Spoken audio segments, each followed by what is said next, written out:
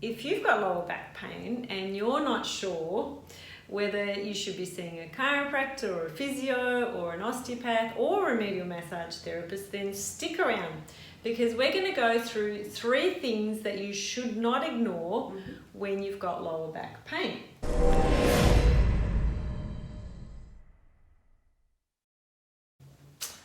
Hi everyone, I'm Dr. Lisa, this is Dr. Britt. Hi guys. And we're chiropractors at Errol Street Chiropractic in North Melbourne.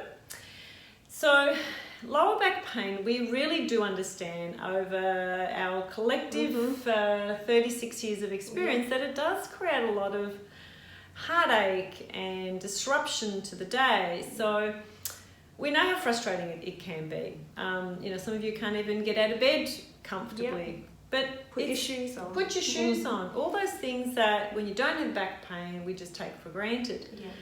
So, but that's already a stress in itself. But the other thing is, people do find it quite stressful when they're trying to figure out, should they, number one, be doing anything about that back pain? Is it just a muscular problem? Or should they go see somebody? So these are the things that we're really going to go through today. Yeah. The first thing for you to look at is, really, how long have you had this back pain for? Yeah, good place to start. Yeah. So if you've had the back pain just for a few days, after maybe you've done a different exercise, or perhaps you've slept awkwardly, or sat awkwardly. Been on a long car trip or away. Yeah. Things that, you don't often do, and that may cause a bit of backache. And if that goes within a few days, you can pretty much rest assured that it is more of a muscular thing. Yeah. Now, what happens is if the pain has been there for a lot longer than a few days, then what we find that we need to be mindful of are a bunch of different causes of that pain. So this is what you need to think about if it's been there for more than a few days, that it could be these that we're going to explain to you now. So one of the first things that people are worried about, and sometimes that even stops them from going anywhere, is it could be what? A disc issue. So it could be a disc bulge or a prolapse, but pressure on that disc. And I think a lot of people, when they hear that, get quite concerned and quite anxious that it could be something long-term that could have quite significant consequences. Yeah. And they're worried about surgery and things absolutely. like that. And that's what you hear a lot of the time associated with disc bulges. Yeah. So it could be disc bulges, it could be a lack of core strength. Yeah. When that core, because those core muscles all the way around, like a corset, they hold up that spine. Yeah.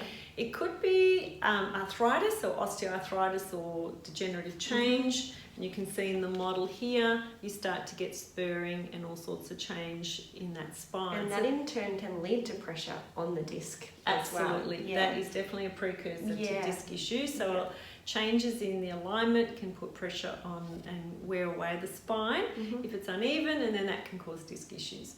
The other thing is spinal joint or pelvic joint dysfunction. So in that lower back, if the joints are not moving well, that can actually cause some pain. Okay, so that's what we really are trained to do as well, is obviously to detect disc issues, but then also we will find if there's any areas that aren't functioning well in that back, and also a lack of structural stability or balance. So if you've got, say, a bit tilted, or one hip higher than the other, that's going to start to create uneven pull in tissues and joints and nerves and discs, and that can perhaps cause some pain. And you'd be surprised, some x-rays can look like this, tilted. Yeah, when they should be straight.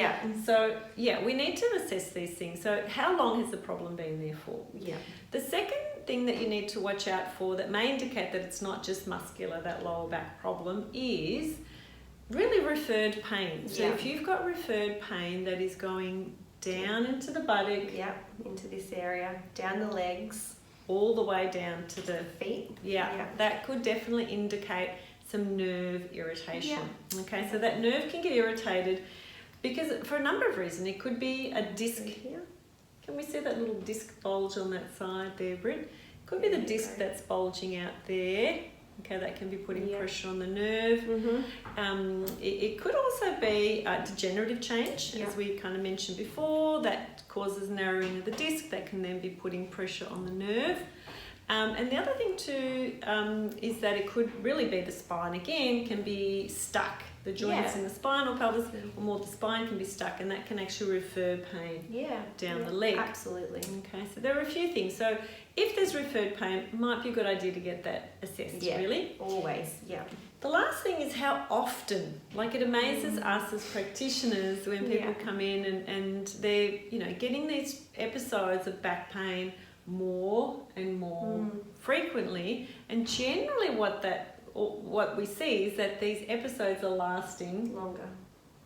And longer, and they're getting worse. If you keep getting episode after episode, it really is a good idea to get that checked. And a lot of time those episodes can be triggered off by things that you are aware that may trigger it off, like a long car trip or, you know, sitting at your desk all day if you work in an office, poor ergonomics at work, sitting on your couch, your sleep posture. There's just a list There's a list. But sometimes it's quite obvious, but a lot of the time it may not be obvious. And that's when it starts to ring some alarm bells to say, okay, well, if this back is flaring up way too often and with what you can't even really figure out why, then it is a good idea to get that spine and get that spine checked by a chiro or a physio or an osteopath. And the other question that we get is, you know, is it just a muscular problem? Is my lower back problem muscular? Because I'm feeling pain in my muscles. Yeah.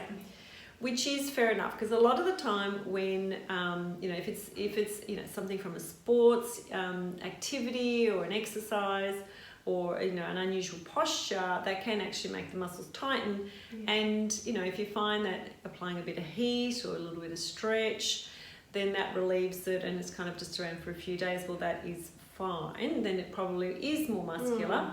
But with all the things that we described before, whether there's imbalance in the spine or there's some degeneration and arthritis or some disc issues, the muscles will tend to tighten up to try and prevent you from overdoing it. But we're very much interested in what? That spinal movement and alignment. What's going on underneath? So looking at the long-term cause and working on what we can do to actually help you be free from having these episodes constantly. So looking at what we can do long term, looking at what the underlying issue is that's causing it, and then working out a plan to you know, improve it and get rid of that cause. And get rid of the other bad habits that we might be There's in terms of how we sit, stand and lie down. So there's a few things that we'll work together to really get those habits around the spine, whether it's your habits or your joint habits.